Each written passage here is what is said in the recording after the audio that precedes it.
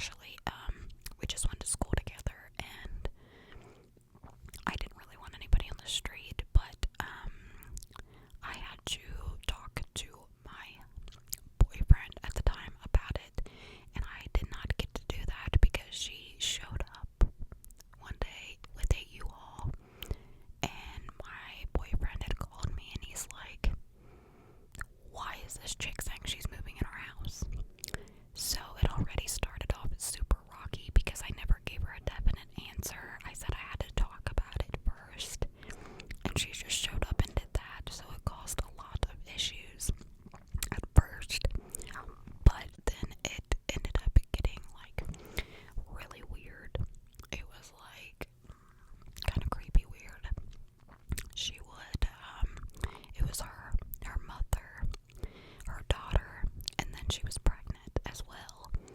And they didn't help with anything. But, I didn't care about that. There was a kid there. And, it got to the point where I just needed them gone. We could not get along.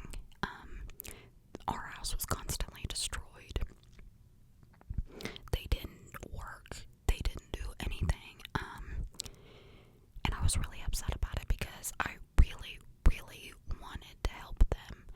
And it got to the point that I packed my own stuff and I told my boyfriend that I would not be back until they were gone. So we contacted the cops. They met us down there. And because we had allowed them to move in, we had to go through the courts to get them evicted. And the cops basically said, I'm not going to condone